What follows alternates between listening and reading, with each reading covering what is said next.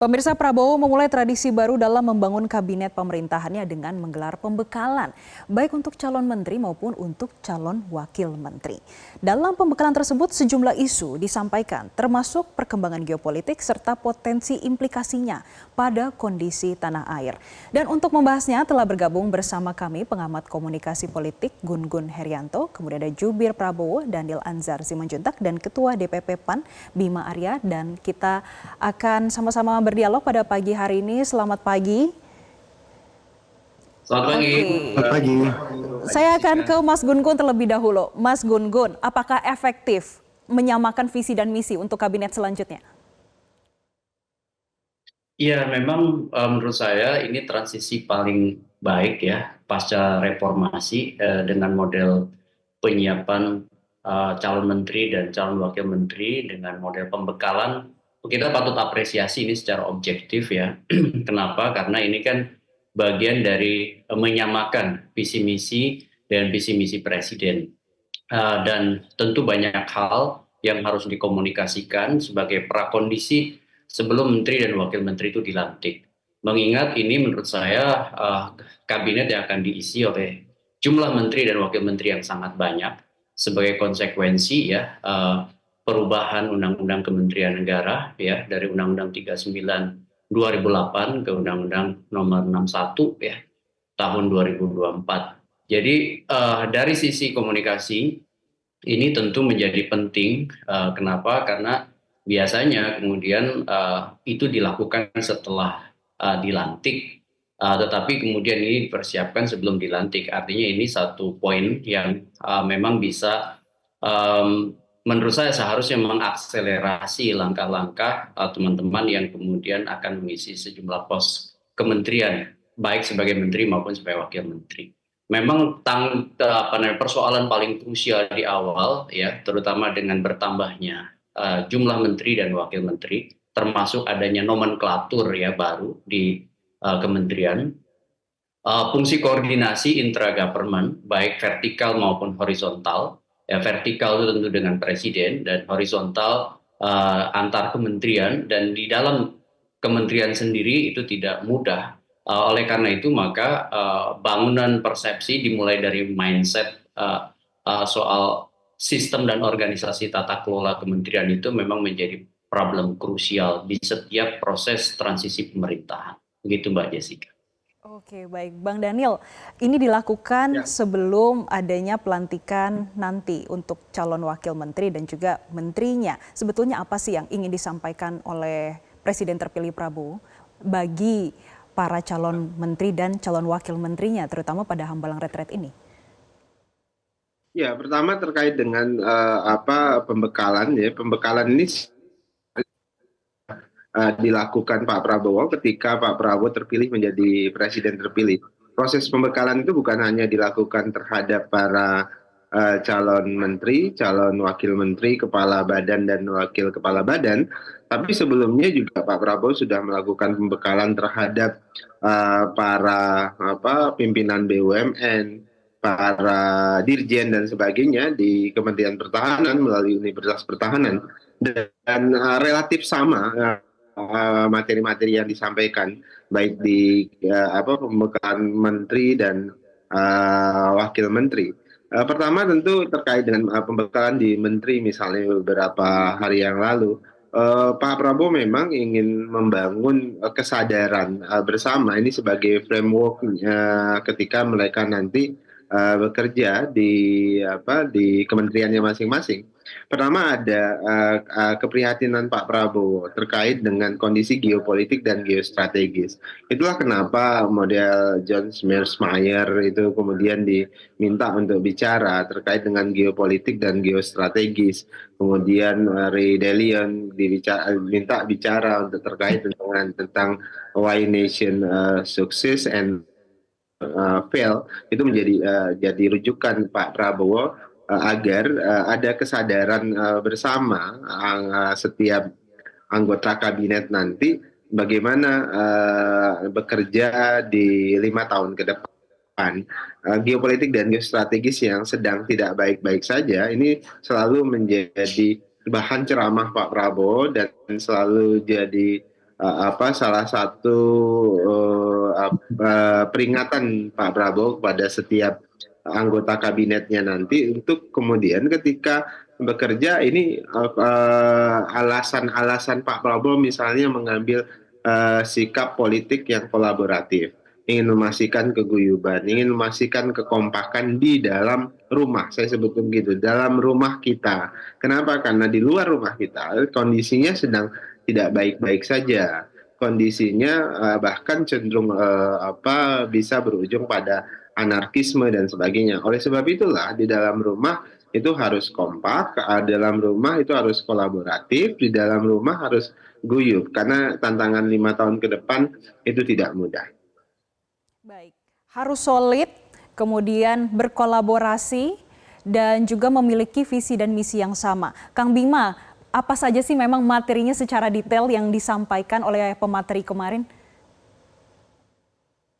Apa yang dilakukan oleh Presiden terpilih, saya kira bacaan beliau terhadap konstelasi politik global dan ada di mana Indonesia saat ini. Dan kita dihadapkan pada banyak pilihan, mau mengikuti mazhab ekonomi yang mana, mau mengambil gaya pengelolaan negara seperti apa, itu adalah pilihan-pilihan yang harus diambil. Dan beliau menyamakan frekuensi terkait dengan pilihan yang diambil itu.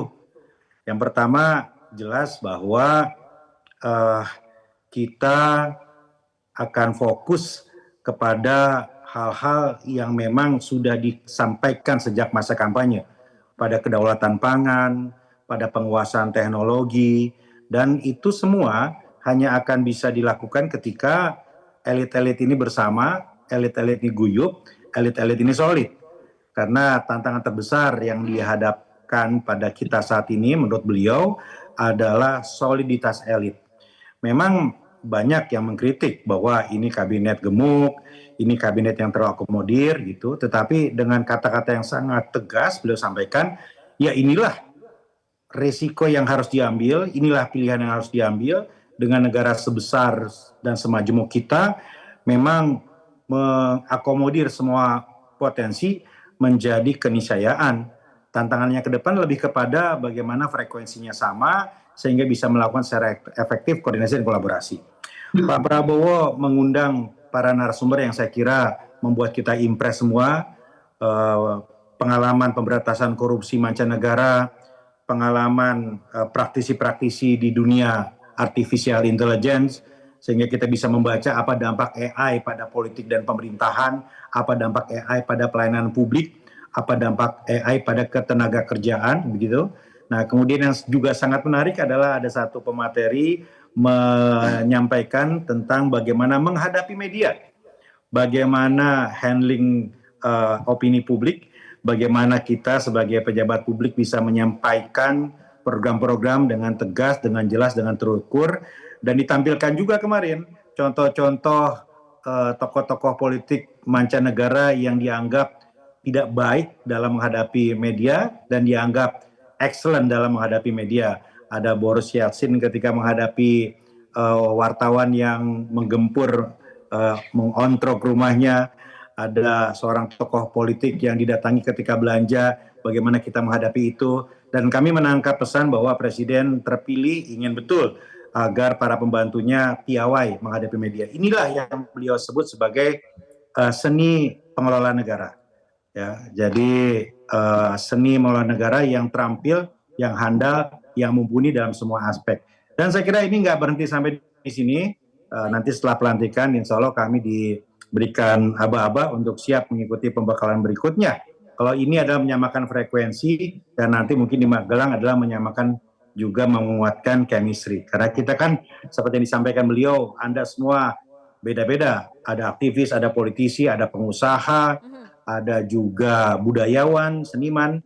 Nah, mutlak frekuensi dan chemistry ini harus diperkuat, disamakan.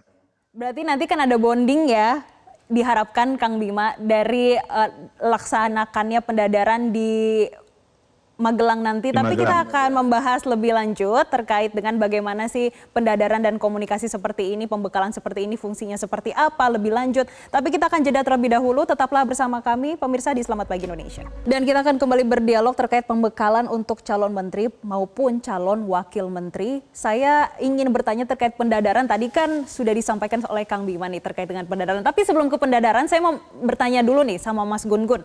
Mas, ini kan merupakan insight untuk 5 tahun ke depan dari 2024 hingga 2029. Apakah pembekalan seperti ini sebetulnya perlu dilakukan secara berkala, tidak hanya di awal saja? Sangat perlu ya. Hal seperti ini memang harusnya menjadi tradisi kenapa? Karena kan ada makro, meso, mikro. Makro itu bicara soal tadi mindset, soal gagasan, soal ide, soal inovasi yang itu biasanya terhubung dengan cara berpikir ya. Kemudian nanti akan punya rembesan ke bawah tuh di tingkat meso, misalnya bicara soal bagaimana menyusunkannya dalam konteks kebijakan di leading sektor kementerian masing-masing. Baru tuh di hilirnya atau di mikronya itu program. Jadi jangan kemudian memang jumping ke program kalau tidak dimulai dari mindset, dimulai dari cara berpikirnya, kemudian wawasannya, itu tentu biasanya ada gap ya antara apa yang dimaui itu dengan realitas yang didapat. Ini kerap kali melahirkan yang disebut dengan cognitive dissonance. Apalagi kalau lihat jumlah menteri dan wakil menteri yang banyak dengan ragam profesi, dengan ragam karakteristik ya dari asal, termasuk juga afiliasi partai politik. Karena kalau kita lihat ada layer-layer juga di orang-orang yang kemudian didistribusikan dan dialokasikan ke jabatan menteri dan wakil menteri ini. Ada yang dari partai politik, kemudian ada tim relawan, tim sukses, kemudian juga kalau kita lihat ada teknokrat ya profesional yang tentu juga punya karakteristik yang berbeda-beda. Sehingga keragaman ini perlu dijembatani dan salah satunya menurut saya kalau memang ada keinginan kuat untuk membangun yang disebut dengan perspektif ya. Ini kan perspektif itu atau paradigma ini penting dalam pengelolaan negara. Itu memang harus dimulai dulu dengan sharing knowledge ya, ya seperti ini. Baru kemudian punya rembesan ke bawah. Jadi jangan kemudian aspek teknokratis menghilangkan ya dimensi gagasan. Karena dimulai dari berpikir ya, kemudian akan punya satu roadmap yang jelas dan itu dimulai juga dengan komitmen presiden. Banyak sekali kalau kita lihat sejarah tata kelola pemerintahan itu mengalami bottleneck ya karena memang tidak punya imajinasi soal mengelola negara, tidak punya imajinasi soal misalnya bagaimana menurunkan ya keinginan presiden dalam konteks kebijakan di kementerian-kementerian itu dengan satu cara berpikir paradigmatik yang jelas. Kalau misalnya tadi disebut great power country itu memang menjadi orientasi dan kemudian memetakannya dalam konteks geopolitik, geostrategis, ya, kemudian juga ada benchmarking terkait dengan misalnya bagaimana pemberantasan korupsi di berbagai negara termasuk tadi handling ya media atau opini publik. Nah, ini kan bisa menjadi asupan awal. Baru setelahnya kemudian kerja-kerja yang teknikal ya di kementerian. Karena ini kan juga dengan munculnya kementerian baru butuh SOTK ya yang kemudian dipercepat karena misalnya waktu dalam 5 tahun itu nggak banyak ya. 1 tahun terakhir di tahun kelima itu udah dibutuhkan diributkan dengan insight-insight lainnya di saat berjalannya pemerintahan nanti begitu ya Mas Gun Gun. Nah selanjutnya kita akan membahas terkait dengan pendadaran. Bang Daniel, kenapa dilakukan pendadaran? Apakah melihat ada evaluasi juga dari sebelumnya? Apakah seperti apa sih bonding dan kolaborasi yang diperlukan dan visi misi dari presiden terpilih nantinya seperti apa? Kenapa pendadaran ini menjadi salah satu bagian dari pembekalan? Sebelum saya ke pendadaran, saya harus jelaskan begini, Mbak. Pola kebijakan Pak Prabowo, pola kepemimpinan Pak Prabowo itu adalah kepemimpinan yang based on knowledge, based on science. Jadi Pak Prabowo ingin menempatkan pikiran-pikiran ilmiah, tradisi-tradisi ilmiah itu sebagai base sebagai Baik. basis pembuatan kebijakan. Berdiskusi dengan Pak Prabowo itu seringkali harus didasari oleh pikiran-pikiran yang punya dasar kuat, punya pijakan kuat. Itulah kenapa misalnya di forum pembekalan para menteri misalnya disampaikan yang bicara langsung tokoh-tokoh internasional seperti John Mearsheimer, kemudian Ray Dalio, itu terkait dengan memang Pak Prabowo ingin menyampaikan pesan kepada seluruh anggota kabinet, seluruh pembuat kebijakan yang nanti mengoperasionalisasikan semua kebijakan-kebijakan Pak Prabowo, bahwasannya kebijakan itu harus selalu dilandasi oleh pikiran-pikiran ilmiah atau tradisi-tradisi keilmuan yang mumpuni, bukan kebijakan yang dibuat semerta-merta tanpa ada pijakan ilmiah, tradisi ilmiah dan sebagainya. Itu yang ingin selalu disampaikan oleh Pak Prabowo. Plus tentu berangkat dari fakta-fakta empirik, pengalaman dan macam-macam. Nah, kenapa kemudian juga ada pendadaran? Ini sebenarnya kebiasaan dan tradisi kepemimpinan Pak Prabowo saja. Proses kaderisasi biasanya, proses pemantapan kepemimpinan, kekompakan tim, kemudian kedekatan dan korsa antar tim. Nah, itu yang ingin dibangun oleh Pak Prabowo. Makanya kalau Anda ke Hambalang itu di rumah Pak Prabowo yang luas itu menjadi pusat pendidikan sebenarnya bagi kader-kader Gerindra, kemudian kader-kader sekarang malah pejabat-pejabat di Kemhan, itu semuanya ada pelatihan-pelatihan secara rutin di sana. Nah, ini nanti pendadaran rencananya di Akmil di Magelang pun demikian. Ini membangun kekompakan, membangun chemistry antar tim di kabinet. Gitu.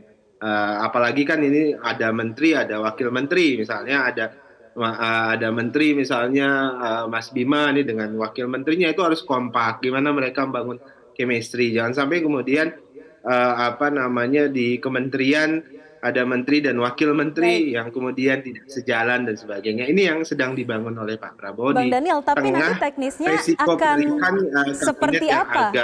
agak besar. Kenapa? Nanti teknisnya akan seperti apa Bang Daniel? Apakah seperti wajib militer atau gimana sih Bang? Berikan gambaran untuk pemirsa Metro TV nih. Kalau seperti wajib militer, Mas Bima nggak apa-apa, bisa lari-lari.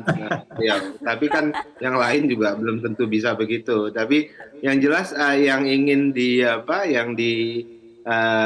siapkan nanti itu tadi ada chemistry, kekompakan. Tentu teman-teman nanti tim pendadaran paham betul bagaimana membangun kekompakan itu. Yang jelas Pak Prabowo ingin agar anggota kabinetnya, menteri, wakil menteri, kepala badan, semuanya bisa berkomunikasi dengan baik, bisa berkoordinasi dengan baik.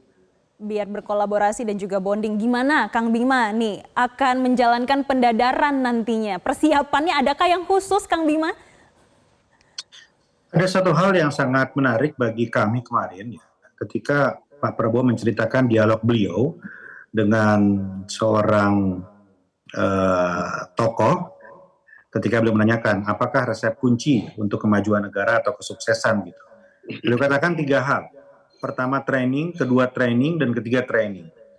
Jadi artinya ini melengkapi apa yang Bung Daniel tadi sampaikan, bahwa presiden terpilih ini sosok yang sangat memahami betapa pentingnya proses pelatihan, pembekalan, teamwork gitu ya untuk mencapai tujuan. Jadi kami tidak melihat ini sebagai awal dan akhir. Minggu depan infonya akan ada pendadaran lagi di Magelang. Tetapi saya kira selama masa kabinet pemerintahan beliau ini akan dipenuhi dengan berbagai macam proses pendadaran yang saya kira memberikan ruang bagi kita untuk selalu tidak saja mengupdate apa yang diinginkan oleh pimpinan tertinggi, tetapi melatih kita untuk bisa berkolaborasi dan bersinergi.